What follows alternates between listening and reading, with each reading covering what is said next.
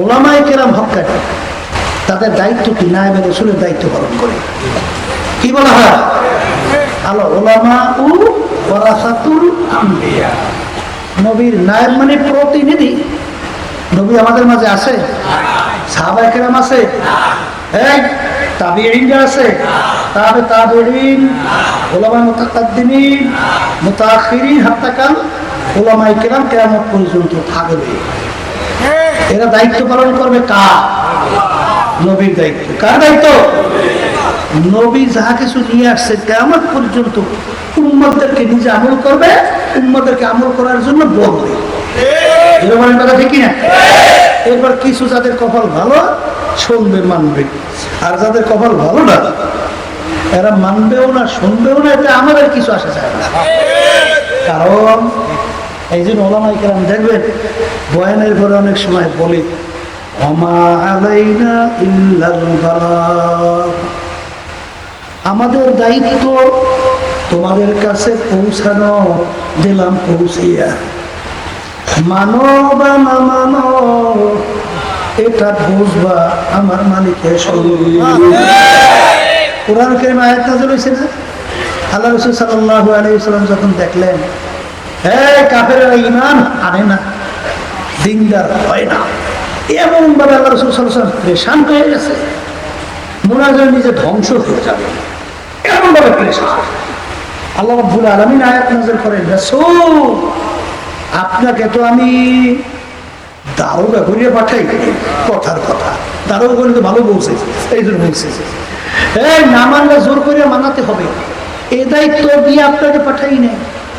আপনাকে পাঠাইছি শুধু দায়িত্ব হলো আপনি আমার পক্ষ থেকে আমার বান্দা বান্দীদের কাছে পৌঁছাইয়ে দেবেন, ওরা মানুক বা না মানুক এটা বুঝবো আমি মালিক ওদের সঙ্গে। এই জন্য ওলামায়ে কেরাম আমাদের দায়িত্ব শুধুমাত্র বলা, মানবেন কিনা জানি না। অনেকের মনের বিরুদ্ধে হইতে পারে, হুজুর আমাদের বিরুদ্ধে বলে কেন? আপনাদের বিরুদ্ধে বলি না বাজার, কোরআন এবং হাদিসের কথা বলি, কার গায়ে লাগছে সেটা সে জানে। কি কথা? কিন্তু গায়ে লাগলেও তো করার কিছু নেই, কিছু করার আছে। এই জন্য আমার বাজানদেরকে বলবো, এই যে এত শক্ত কথা কেন বলতেছি? মনে করছেন আমরা হুজুররা কিছু বুঝি না? হ্যাঁ, সব ইংরেজি, বাংলা, মাস্টার ডিগ্রি, এফআরসিএস এবং বিভিন্ন বিসিএস ক্যাডার এবং আরো আরো অনেক দুনিয়ার ডক্টরেট ডিগ্রি, এরাই সব বুঝছে। আমরা হুজুররা তো আর কিছু বুঝি না।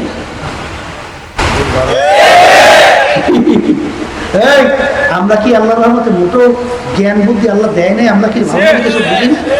না বুঝি না?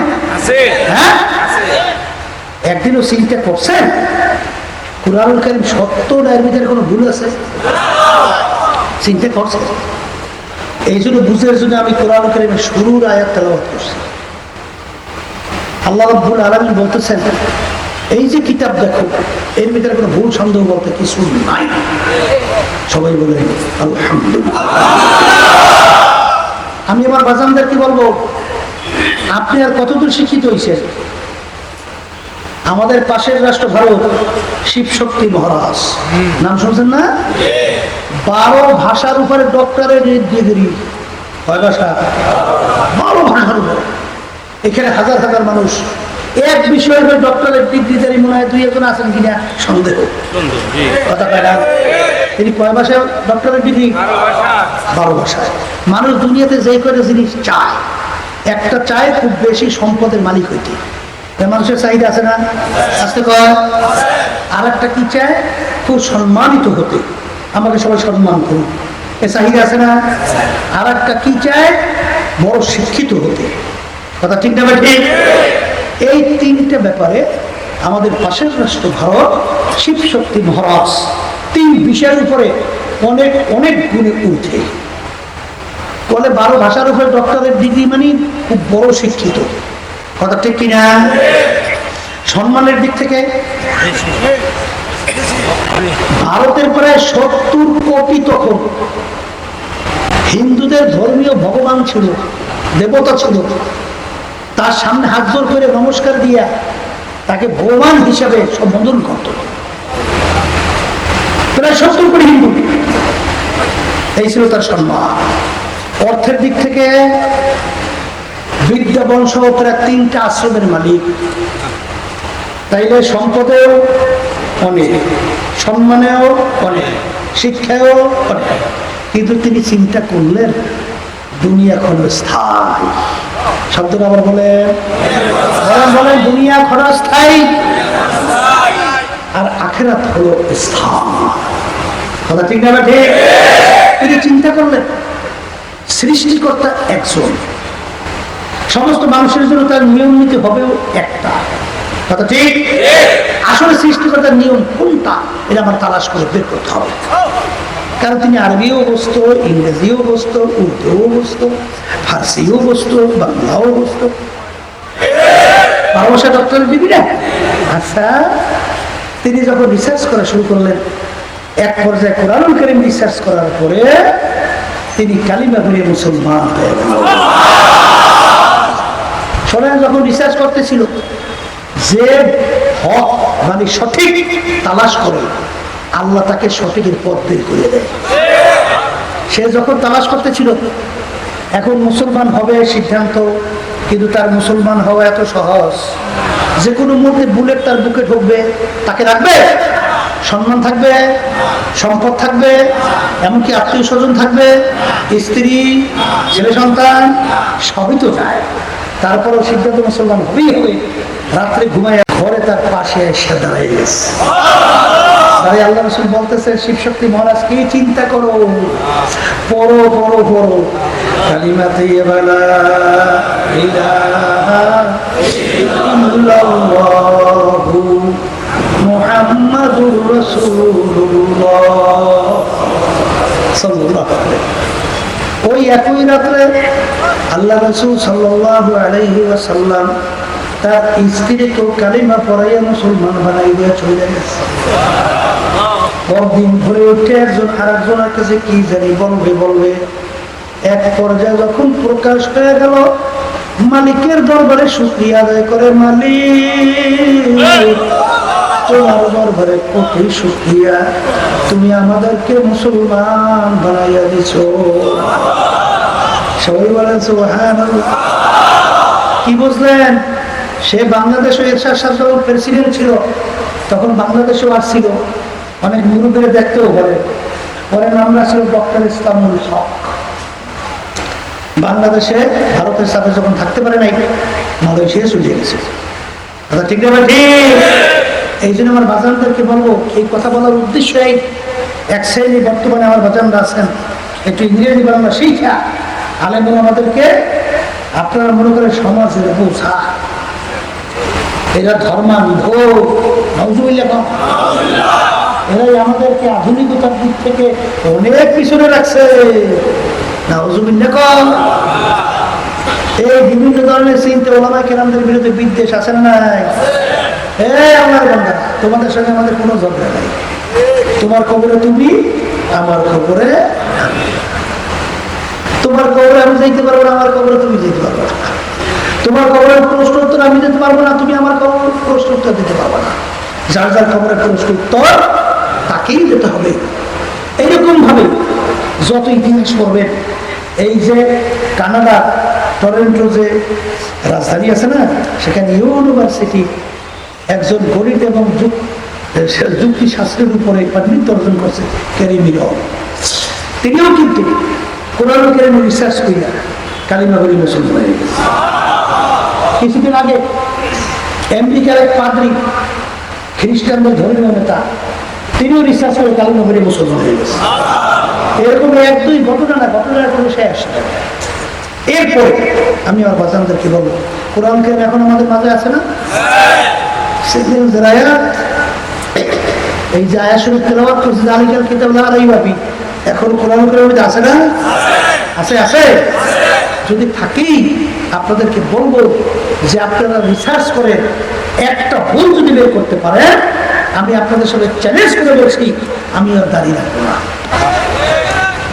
আমি আর টুপি মাথায় রাখবো না, আমি আর লম্বা চোখা গায়ে দেবো না।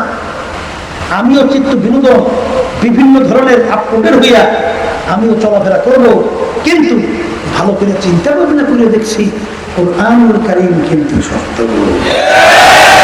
আর কোরআনুল কারীম যদি সত্য হয়, দুনিয়ার জিন্দেগি একটাই, বলেন একবার যদি কেউ ঠগ, দ্বিতীয়বার আইসা আপিল কইরা জিতবার কিন্তু আর আশা নাই।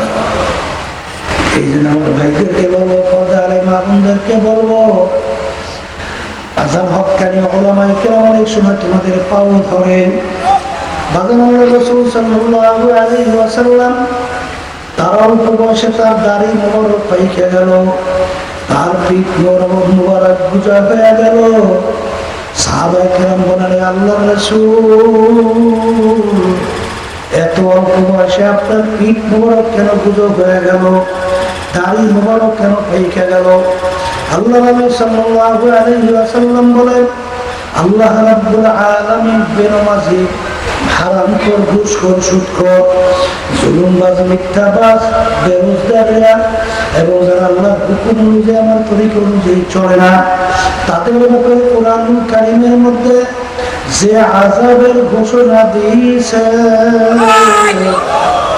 ওই এক সেকেন্ড আযাব সহ্য করার শক্তি কোনো মানুষের না।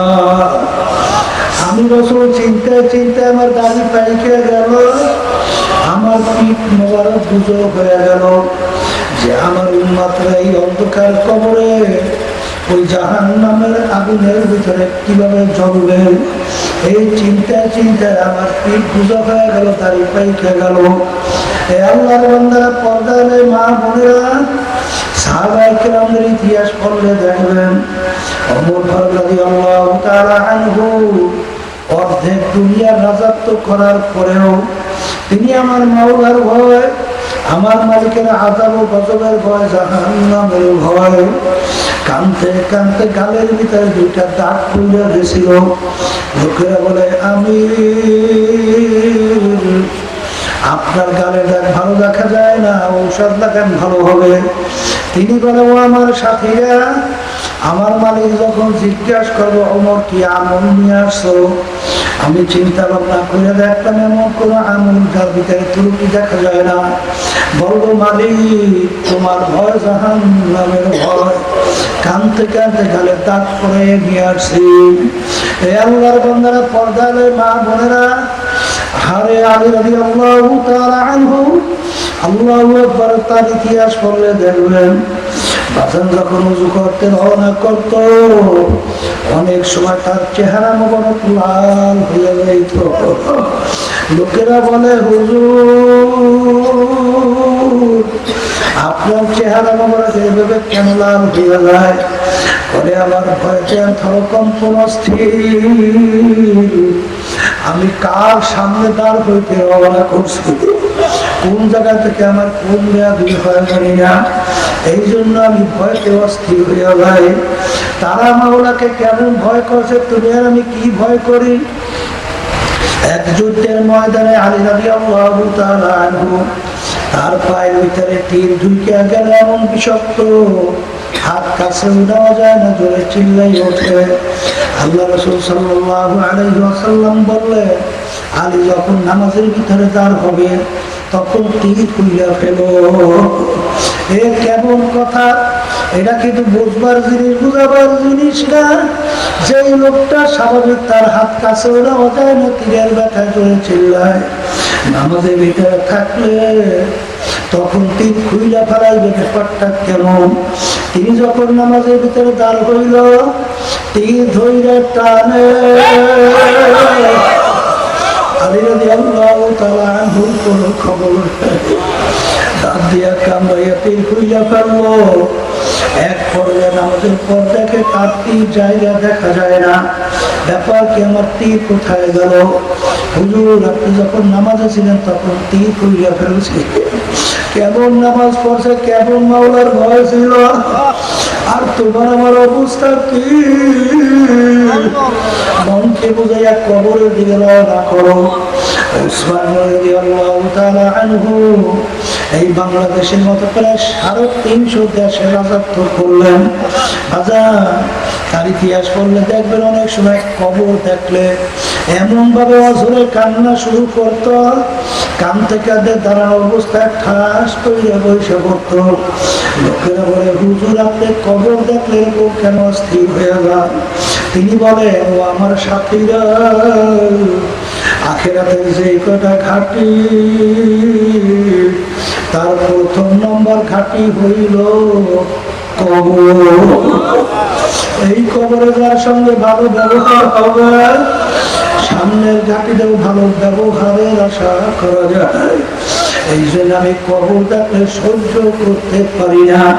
বাজারে এই ছিল তাদের ভিতরে আমার মাওলার ভয়। এ দুনিয়াদার পাগল বড়পীর আব্দুল কাদের জিলানী রাহমাতুল্লাহ আলাইহি, যাকে আমরা বড় পীর সাহেব হুজুর বলি, তার ইতিহাস পড়লে দেখবে একদিন মাওলার ঘরের সঙ্গে মাথাটারে টাকায় আর মালিকের দিকে ফিরা ফিরা কান্দে আর বলে, ও আমার মালিক,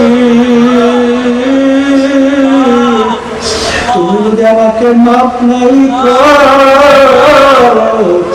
কিয়ামতের ময়দানে আমাকে অন্ধ কইরা উঠাইও। কারণ একটা জাহান্নামের শিকল আমার হাতে পায়ে লাগছে, ওদিকে আযাব আর আযাব। অন্যদিকে মানুষ দেখবে আর বলবে, দেখো লোকটাকে আমরা দুনিয়ার ভিতরে বড় বিশ্বাস বলছি, এখন তার জাহান্নামের শিকল হাতে পায়ে লাগিয়ে গেল। এত লজ্জা। অন্যদিকে আযাব আর আযাব। মালিক তুমি আমাকে অন্ধ করে উঠাইও, যদি মাফ নাই করো। এ দুনিয়াদার পাগল আমার বাবারা, বড়পীর আব্দুল কাদের জিলানী রাহমাতুল্লাহ আলাইহি একদিন রাস্তা দিয়ে রওনা করলো, পথিমধ্যে একটা কুকুরের জবান খুলে গেল। কুকুর ডাক দিয়ে বলে, বড় বিশ্বাস হুজুর বলে, আপনি ভালো না আমি কুকুর ভালো? বড় বিশ্বাস হুজুর চিন্তা করে গেলেন কি বলবে। যদি বলে কুকুর তুই ভালো, তাহলে তো মালিকের কালাম উল্টা হয়ে যায়। যদি বলে কুকুর আমি ভালো তুই খারাপ, আনানিয়ার ভিতরে চলে আসে। কি বলবে, কি কর্তব্য বিমূঢ় অবস্থায় অপেক্ষা। আমার মালিক তার ভিতরে প্রশ্নের উত্তর পয়দা করো। বড় বিশ্বাস ডাক দেওয়া হলে, কুকুর কিয়ামতের ময়দানে আমার মালিক যদি আমাকে মাফ কইরা দেয়, ও কুকুর তোর চেয়ে আমি অনেক ভালো। আর কিয়ামতের ময়দানে যদি আমার মালিক আমাকে মাফ না করে, ও কুকুর তুই আমার চেয়ে অনেক ভালো। কারণ তোর জন্য কোনো জাহান্নাম নাই, কোনো শাস্তির ব্যবস্থা নাই। কিন্তু আমি মানুষ, যে আযাব গজবের ঘোষণা আমার মালিক দিয়েছে, ওই এক শ্রেণীর আযাব সহ্য করার শক্তি আমার নাই। এই জন্য তুই ভালো। আল্লাহর বান্দারা, পর্দারে মা বোনেরা, মনকে বুঝা তারপর কবরে রওনা করো।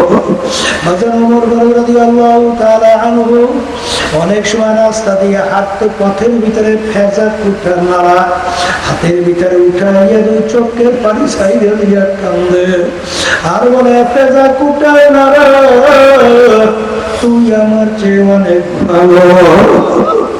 তুই মাটির সঙ্গে মিলে যাবে, তোর কোন আযাব নেই, জাহান্নামের কোন ঘোষণা নাই। কিন্তু আমি আমার মানুষ,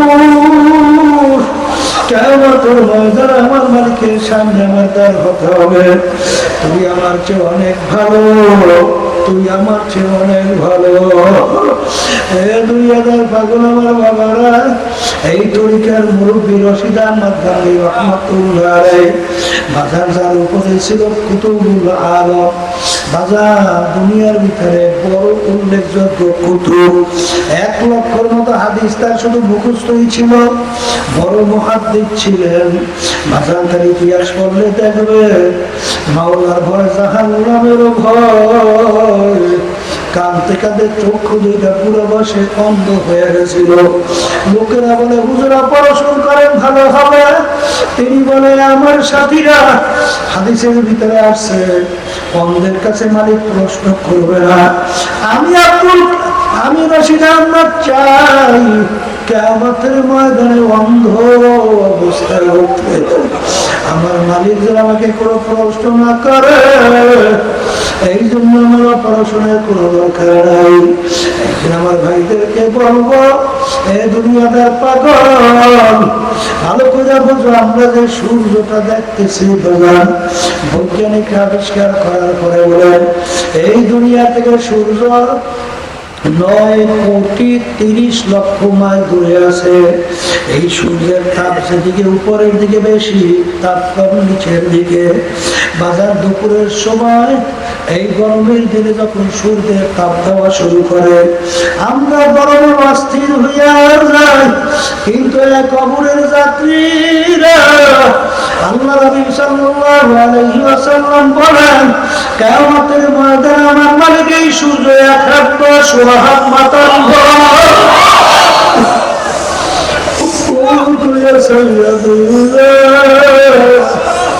কিয়ামতের ময়দানে গাছ নাই, ঘর নাই, বাড়ি নেই, পানি নাই, কোনো জায়গা নাই। কিয়ামতের ময়দানটা হবে তামার জমিন। সূর্যের তাপে কিয়ামতের ময়দান উইয়ালাল চাঙ্গার মতো লাল হইয়া যাবে। আপনি আমাকে আমাদের সবাইকে মাফ করে ভাগুন যাও জাগাল। সূর্যের তাপে না পারবেন কাজ করে ভাতের মতো উঠাইয়া বাইয়া বাইয়া পড়তে থাকবে।